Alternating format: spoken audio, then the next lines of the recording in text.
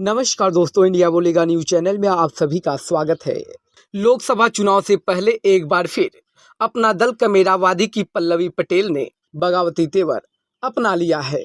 उन्होंने इंडिया गठबंधन में अपना हक मांगा है।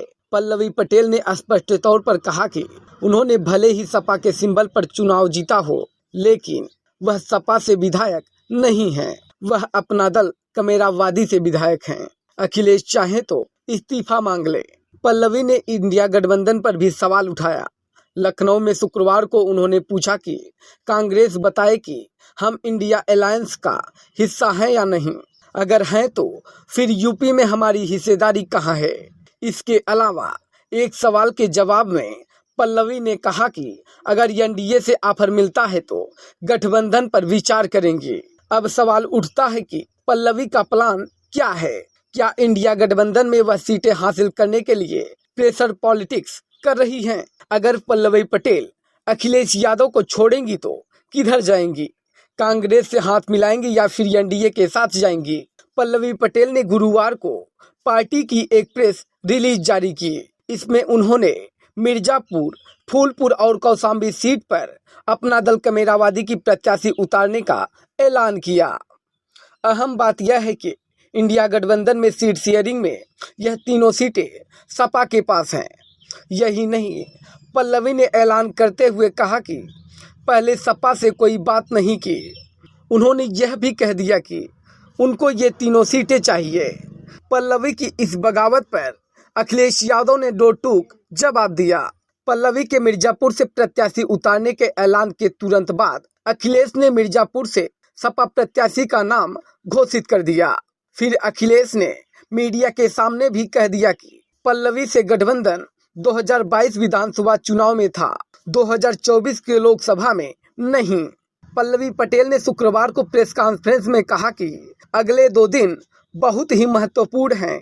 यही नहीं, पल्लवी ने अखिलेश पर निशाना साधते हुए केवल सवाल उठाए तो वहीं कांग्रेस को नेतृत्व करने की जिम्मेदारी करने की बात करती रही। लेकिन नीतीश कुमार की बात कर उन्होंने एनडीए को लेकर एक इशारा भी किया। एनडीए के साथ जाने के सवाल पर कहा कि अगर मौका मिलेगा तो हम विचार जरूर करेंगे। पल्लवी पटेल प्रयागराज, फतेहपुर और कौशाम्बी क्षेत्र में लगातार जनसभाएं कर रही हैं।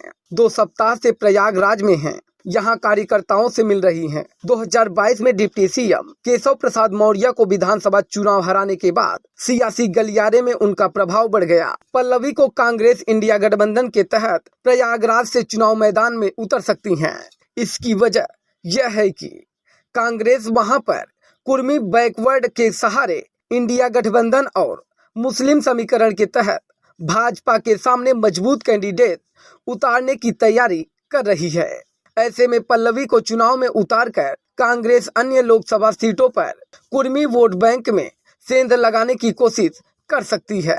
कुर्मी वोट बैंक का एक हिस्सा भाजपा का माना जाता है, लेकिन पल्लवी के चुनाव लड़ने से कुर्मी वोट बैंक में बिखराव हो सकता है। इसका असर भाजपा पर भी पड़ सकता है। दूसरी तरफ एनडीए गठबंधन में जाने के सवाल पर राजनीतिक जानकारों का मानना है कि वहां पर पल्लवी पटेल की बहन की मौजूदगी की वजह से उनके पास कोई वैकल्पिक रास्ता नहीं है। इसलिए पल्लवी पटेल न तो एनडीए के साथ जाएंगी और न ही अनुप्रिया पटेल के एक बयान में 2 तलवार रखने के इरादे में नजर आ रही हैं। हालांकि जानकार यह भी कहते हैं कि यूपी में 80 सीटों पर जीत का टारगेट हासिल करने के लिए भाजपा बड़े प्रयोग कर सकती है। इस बात की संभावना से इनकार भी नहीं किया जा सकता कि भाजपा को अगर पल्लवी की जरूरत लगती है तो पार्टी का शीर्ष नेतृत्व दखल देकर परिवार में समझौता भी करवा सकता है।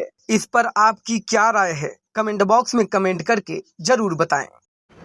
अगर आपको हमारा वीडियो पसंद आया है तो प्लीज़ लाइक कीजिए, सब्सक्राइब कीजिए और बेल आइकन की घंटी जरूर दबाइएगा।